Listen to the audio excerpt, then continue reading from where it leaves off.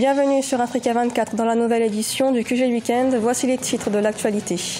Réunion ce 4 avril en Afrique du Sud du Conseil d'affaires des BRICS. Les entrepreneurs des pays de ce bloc, à savoir le Brésil, la Russie, l'Inde, la Chine et l'Afrique du Sud, envisagent de libéraliser le commerce entre leurs pays. Au Rwanda, les parlementaires demandent à la Banque nationale du pays de renforcer le contrôle des institutions financières, en particulier des banques commerciales. Ils réclament une baisse des taux d'intérêt pour les clients en quête de prêts. Et puis, la première édition de la lycéenne a eu lieu à Dakar, au Sénégal, ce 6 avril, un événement pour encourager la pratique sportive chez les femmes. Mais d'abord, commémoration au Rwanda des 25 ans du génocide. Une vingtaine de délégations étrangères sont attendues ce dimanche. La cérémonie débutera avec le dépôt d'une gerbe au mémorial du génocide de Kigali. Suivra ensuite un deuil de 100 jours. Rappelons qu'au moins 800 personnes ont péri entre avril et juillet 1994, selon l'ONU. Des pertes essentiellement au sein de la minorité Tutsi. Les entrepreneurs des pays membres des BRICS étaient réunis à Johannesburg en Afrique du Sud ce 4 avril. Le bloc comprend des pays comme le Brésil, la Russie, l'Inde, la Chine et l'Afrique du Sud. Une rencontre en marge de la réunion de mi-mandat du Conseil d'affaires des BRICS. L'occasion d'exprimer leur ambition de poursuivre la libéralisation des échanges. Sharon Camara. Vers une libre circulation des personnes au sein des BRICS, c'est en effet le souhait des entrepreneurs des pays membres. Sur le modèle de l'Union européenne, ce système permettrait de faciliter les échanges et la coopération au sein de cette zone économique. Ce qui a fait de l'Europe un tel succès, c'est le visa unique qu'il demande pour entrer en Europe. Mais le principal marché du tourisme en Europe est principalement les pays intra-européens. Et c'est ce que nous voulons réaliser avec nos pays membres des BRICS. Et pour passer de la parole à l'acte, un groupe de travail s'est réuni autour de la question lors de la réunion annuelle à mi-parcours du BRICS Business Council. Il s'agit de l'un des 9 groupes de travail du Conseil qui vise à traiter diverses questions, notamment les services financiers, l'économie verte, l'agriculture et les infrastructures. Généralement, dans les domaines de la mobilité de personnes, il y a les visas qui permettent aux hommes d'affaires de bonne foi d'avoir un accès facile aux pays BRICS. Et au-delà, la facilité de faire des affaires dans les pays, c'est une chose cruciale. Nous devons être en mesure de le faire de manière transparente. Les 5 pays des BRICS, que sont le Brésil, la Russie, l'Inde, la Chine et l'Afrique du Sud, représentent plus de 40% de la population mondiale. Un potentiel énorme sur lequel les dirigeants veulent capitaliser pour optimiser le développement de leurs économies respectives. En Libye, l'offensive du général Khalifa Haftar, repoussée par une milice locale. L'homme fort de l'Est libyen a lancé une opération baptisée Libérer Tripoli. L'objectif est prendre le contrôle de la capitale libyenne. L'opération a déclenché des affrontements avec les troupes du gouvernement d'union nationale de Fayez El-Sarraj. Sharon Camara. L'offensive du général Khalifa Haftar visant à prendre le contrôle de la capitale libyenne Tripoli a échoué. Baptisée Libérer Tripoli, l'opération menée par les combattants de l'armée nationale libyenne a été repoussée à 30 km de la capitale par la milice locale Zawiya. La force de protection de Tripoli, une coalition de milices de la capitale, a aussi affirmé s'être opposée au projet de l'ANL et avoir combattu contre les soldats du général Haftar. Ce n'est pas une décision qui peut porter long feu, mais c'est tout juste une position, une décision qui est née d'une volonté de savoir jusqu'où je peux aller avec une force dans le pays. Chacun se retrouve sur une portion de terre et qui se dit bon, je peux faire ça, et il tente le coup. Du côté de la communauté internationale, le Conseil de sécurité de l'ONU réfléchit à un plan d'action. Plusieurs grandes puissances, dont la France et les États-Unis, ont appelé toutes les parties à faire baisser immédiatement la tension. On n'a pas vu une détermination active vraiment et qui soit sous-tendue par des moyens d'abord logistiques, par des moyens financiers, par quelques moyens que ce soit même politiques, comme volonté de la communauté internationale à vouloir aujourd'hui ramener la Libye sous un régime qui puisse être démocratique. Pour rappel, l'offensive du général Haftar intervient quelques jours avant la conférence nationale pour la réconciliation, prévue le 14 avril en Libye.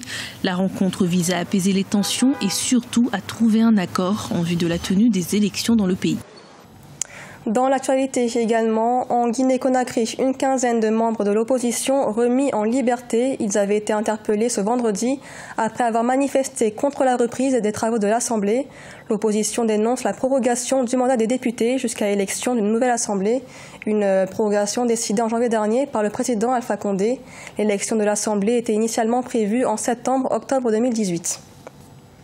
Au Rwanda, les sénateurs réclament un meilleur contrôle des institutions financières, en particulier les banques commerciales, des banques qu'ils accusent d'appliquer des taux d'intérêt élevés, une situation qui contraint les parlementaires à saisir la Banque centrale du pays pour un recadrage de la gestion financière dans le pays.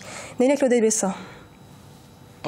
Les parlementaires rwandais appellent à l'harmonisation des taux d'intérêt appliqués par les banques commerciales. Une demande formulée pour renforcer la surveillance des banques commerciales accusées d'exploiter leurs clients par le biais de taux d'intérêt élevés sur les emprunts et de frais supplémentaires pour payer les services et les taxes de l'État. Une pratique injuste de l'avis des sénateurs qui estiment que les banques devraient simplement faciliter les paiements des impôts sans facturer des frais supplémentaires.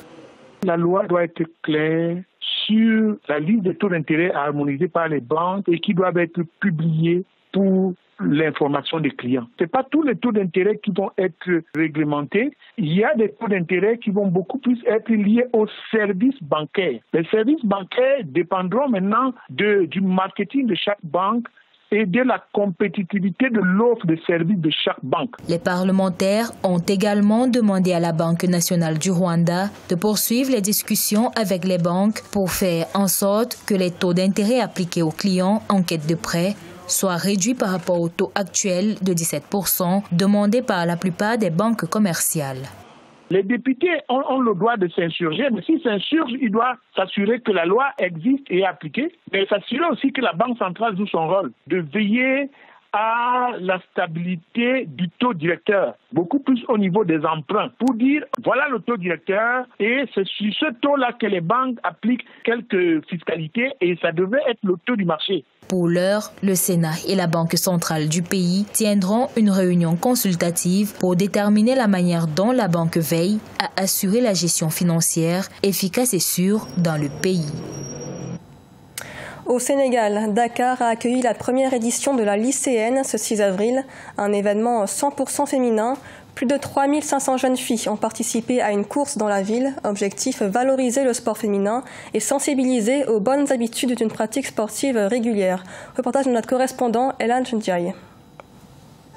Dakar accueille la première édition de la lycéenne, un événement 100% féminin marqué à la fois par une course au cœur de la ville accueillant plus de 3500 jeunes filles. Après une belle séance d'échauffement, place maintenant à la course où les participantes ont parcouru différentes rues de la capitale sénégalaise.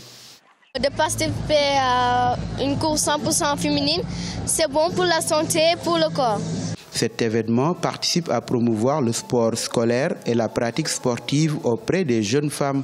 Les femmes ne pratiquent pas le sport parce qu'elles se disent que c'est ennuyant ou bien que parce qu'elles n'ont pas le temps ou à cause du travail et tout. Mais il faut vraiment s'y mettre parce que c'est une bonne chose. Là aujourd'hui, même c'est au-delà du Sénégal, même au niveau international, il y a cette volonté que la femme puisse avoir sa place au sein du sport féminin. Pourquoi la lycéenne? La lycéenne, généralement, les filles arrêtent leur activité physique à partir de ce niveau, ce degré de cursus scolaire.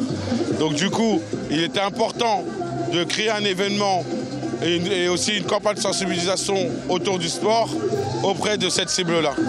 Le Sénégal est le premier pays d'Afrique à accueillir un tel événement, une démarche prometteuse en matière de promotion des valeurs du sport et de ses bienfaits. Selon les organisateurs, la ville de Dakar détient de nombreux atouts qui la positionnent comme la future capitale africaine sportive. Il faut d'ailleurs noter que la ville organisera les Jeux olympiques de la jeunesse en 2022.